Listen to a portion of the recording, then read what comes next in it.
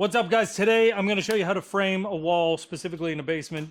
Today have been framing in this entire basement, but right now what I'm working on is closing in this bedroom wall. So I'm going to show you how we frame a wall and how to do it specifically when you're in a basement. Alright, so the first wall we're going to frame is right here. We already measured from that wall over to here, so we got those measurements for our top and bottom plate. Next, for a basement, what we have to figure out is what size to build these up to the joists. Problem is, inside of basements, the floor can be uneven, which makes everything else the wrong size. For example, over here, I've got 94 3/4 to the top of that joist. I've got 94 1/4.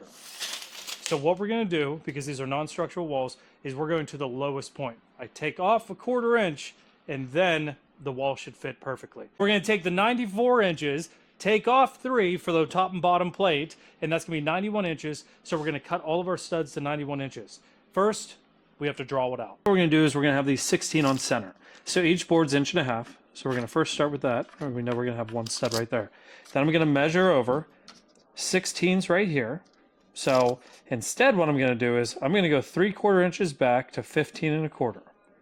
When I go back another 15 1/4, what that does is when I hang any type of sheathing, in my case drywall, it's going to make sure that I can immediately start on the edge of my wall and I'll end on center on 16s for every single thing, and I can hang a piece without even cutting it. And we just continue that line all the way down.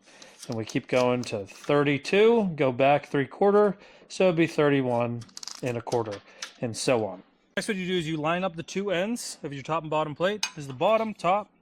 You use treated wood, and then you just trace a line, and I put an X where I want my 2x4 to go.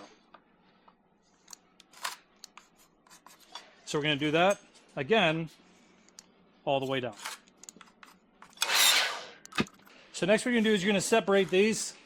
This is the top plate. I'm going to lay it like this, and then there's a base plate here, and just stand directly up like this.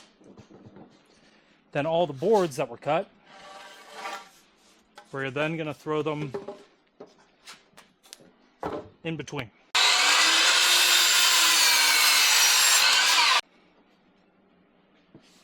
You want to make sure that this is flush right here, and it's flush with the line.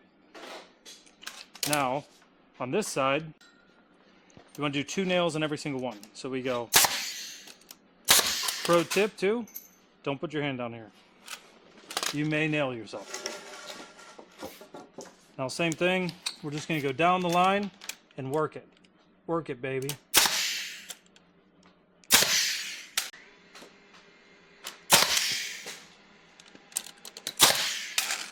On the end walls, you want to make sure they're flush, so they look like this.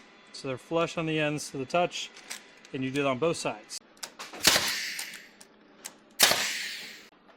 And then Dan did the other side of the wall over here.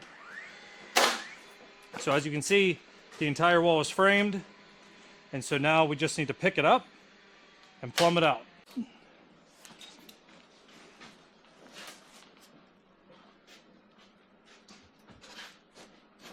That's good. A little snug, but not too tight.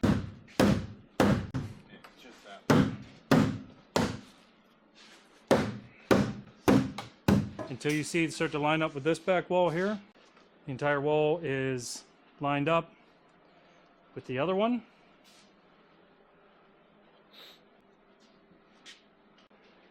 If this wall we set is plumb, the existing wall, which it is, all we need to do is make sure that the top is lined up with the top of this board, and then the entire wall will be plumb this way.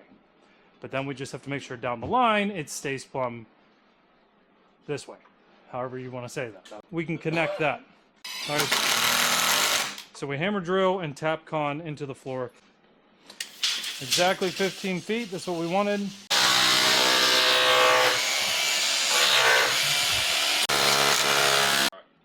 All right, we got that side nailed in to that wall. But now we just have to come over here, and we're going to make sure that this is plumb, and it's not. So we want to tap it into place. It's not that weird, but work from the middle out. All right.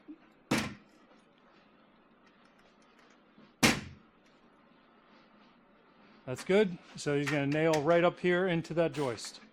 2 nails. Perfect. And then we just move our way down as we go.